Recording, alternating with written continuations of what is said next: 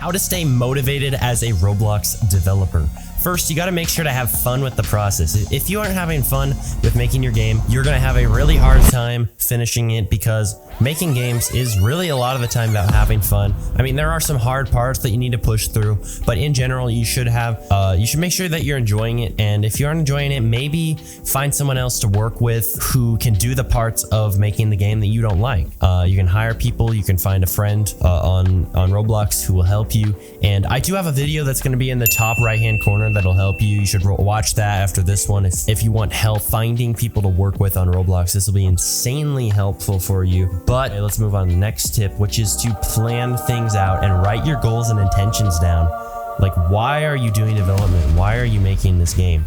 You need to ask yourself these questions so that you can make sure that you know why you're making games and why you're a developer. Like, it just seems so simple, but when you know exactly why you're doing something, it's going to help you understand more, and it's going to help you be more motivated because you're going to understand your goals more. You're going to be wanting to strive towards it more. You'll be really thinking about what you're doing and why, and maybe you'll find something that you didn't realize that'll motivate you even more to pursue it. And like, you know, because a lot of the time you might think, oh yeah, I just want Robux, but sometimes you actually really enjoy just making stuff and creating worlds, or maybe you enjoy like making code and seeing it work. There's a lot of different aspects of development that you might enjoy, and it isn't always necessarily just making money or whatever. Like, you can find a lot of enjoyment in just the process and making stuff on Roblox. It's just really awesome. And you know, it's important to ask yourself why you're doing this. It's very important. All right, next, find other developers to talk to and work with on the dev forum and Discord servers like mine. You can find a lot of people to work with on those types of places, and it will help you a lot. As I said, that video that was in the top right-hand corner show you exactly how to find people to work with on your game. But yeah, next up, take frequent breaks. Taking frequent breaks is extremely important. You need to figure out a way to take breaks. And only work in you should only work in like 90-minute intervals. Like, you work for 90 minutes and take a break. And don't just take a break by scrolling on your phone. Go outside, preferably. It's just I've heard that, you know, that's the best way that you can take a break, just like, and the best way to work, because you'll be a lot more focused. And, you know, also when you work, make sure to have like notifications off, and just make sure to be distraction free, because, you know, when you are working, you need to be as focused as possible. And if you have a bunch of distractions, it's going to be really hard to get a lot done. And your phone is definitely a big culprit of a lot of distractions that can be caused. And yeah, next up, listen to music. Not sad or slow music, I mean, unless you're really into that. But I think it's really important to listen to like motivating music that inspires you, or at least upbeat stuff, or stuff that isn't like depressing music, like sad. It just makes you like slow and sad, you know. So listen to happy music. Listen to something that'll help motivate you. You know, music that you like. Not necessarily, I listen to a lot of music that has like words in it.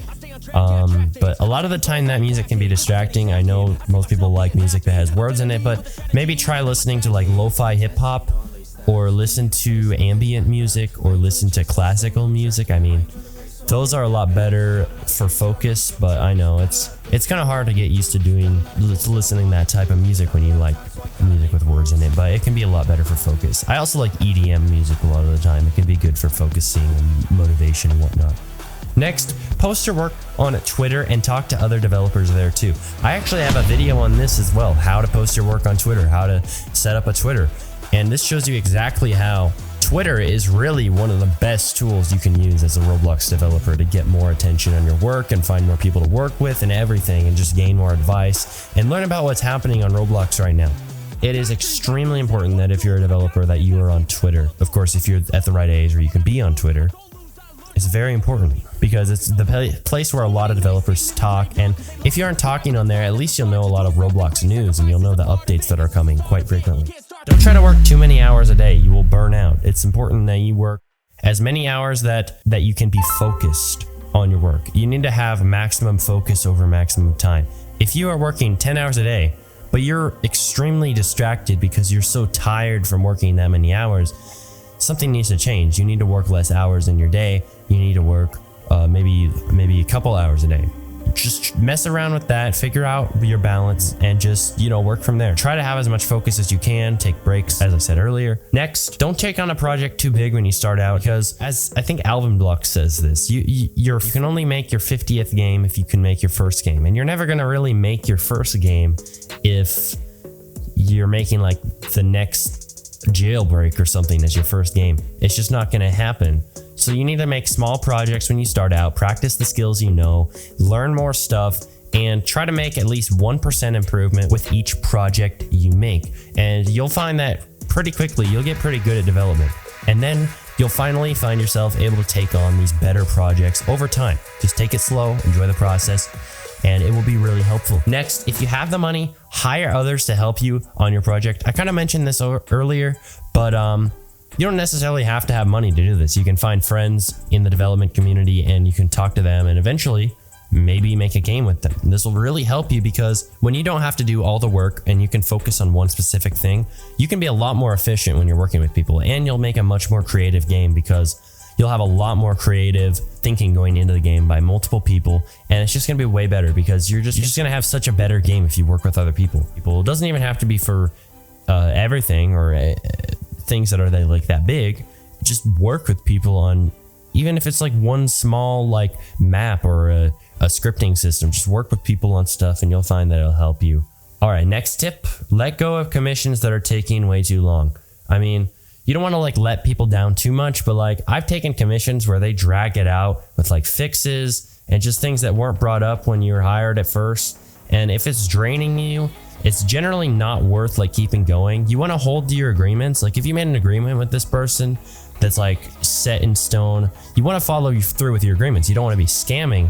But if you're not really on like a fixed agreement and you have stuff that's like coming up that just wasn't really talked about in the beginning, and it's just not becoming clear to anyone what's going on and where the project's going to end up, really just drop the commission.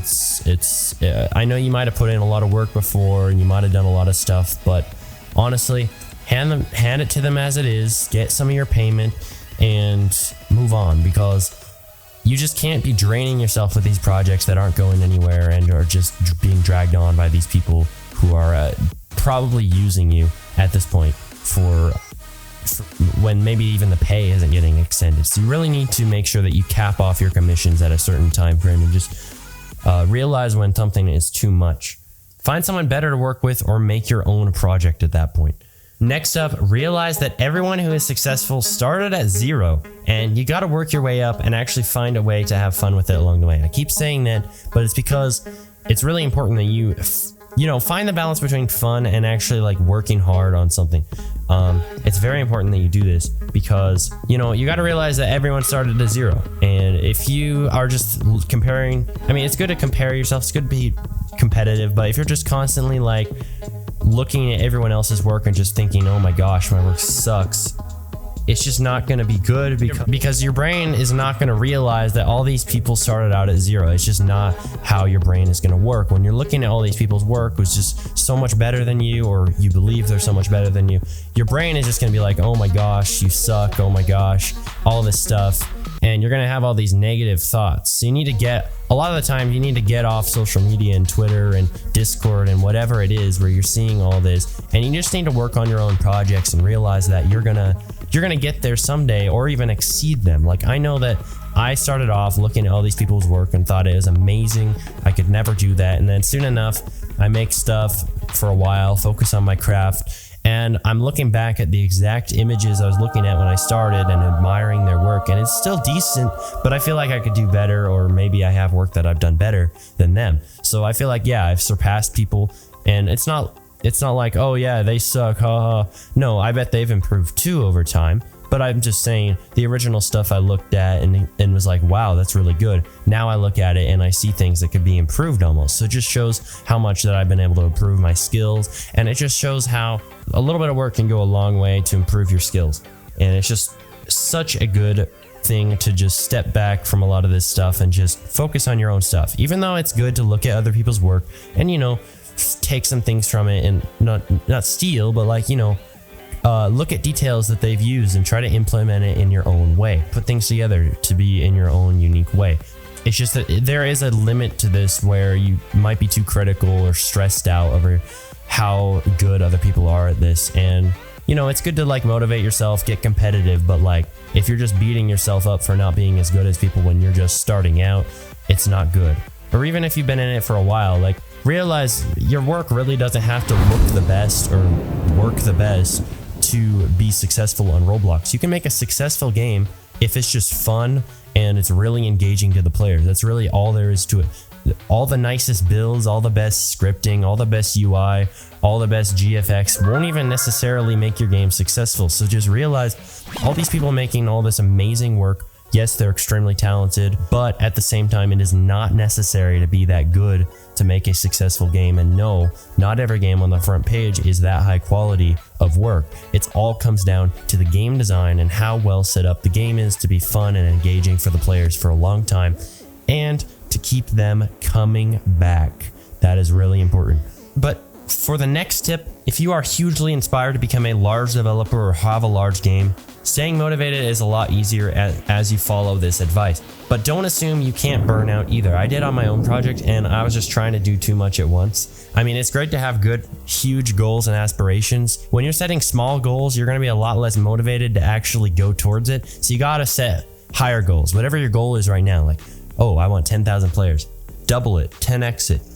I want 100,000 players. Then you're going to be like, wow, that is a goal I really want to achieve. Like, think about the amount of money you'd be making with 10,000 or 100,000 players. Like, forget whatever your goal is, just double it. And that, even if you don't reach it, like, you're going to be way more motivated. You're going to go way farther if you got that goal in mind and just believe you can do it. Like, because with enough work, you can really do whatever you want, especially with development. Like, I think anyone can be successful in development. It all comes down to like working hard. There's really not that much competition when it comes down to it. There are not that many Roblox developers out there and can figure out how to make a really good game. I mean, I'm not trying to talk down on anyone. I'm just saying that there are not a lot relatively that are making successful games.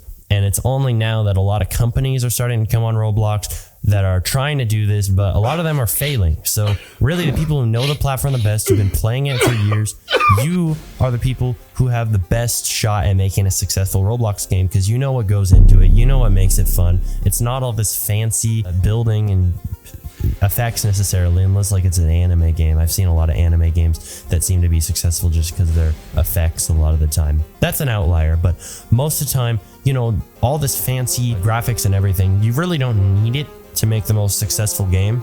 You really need to just focus on making something fun, engaging, that keeps players coming back, and, you know, have good monetization and all that in your game. And set those big goals. Next tip is to not get discouraged when progress is slow or when roadblocks come up. No pun intended. Roblox. The best thing you can do is take a break and come back to try and solve the problem by researching. And this break can be as long as you need. It could be a day, it could be a couple hours. Just, you know, take a good break, take a good step back from your problem, and your brain is going to naturally try and process what roadblock you ran into. And if you're just angry at the time when you reach it, like you're just raging at your computer, why won't this script work? You know, you got to just take a step back and realize that it's not too big of a deal if you take a break and just like think it over, because you're going to be a lot more clear-headed when you're taking a break. You can realize, yeah, this script really it can be solved simply. I don't know why I was so mad. You know, that's what I've done before. I'm being honest. I've been really mad at a script and I walked away, took a break, and boom, I had the idea to fix it. And also talk to other developers about your issue. Make a post on the dev forum when you run into a big issue. Like, don't be scared to do that. I feel like a lot of people might be worried or scared to like post, but no one's gonna really judge you, and if they do, who cares? I mean, who's gonna judge a small developer for making a small mistake or something? They're gonna probably be helping you and trying to get you to the right path to being successful and finishing your project. If you aren't making money off your development project yet, it can be discouraging, but that's why I made the video on screen to help you start getting commissions on Roblox and start earning Robux now without a full game out. Yes, this is how to get commission. You'll be able to get some Robux funding, and I'd hope that you would not spend this on like limited. I wouldn't get headless or limited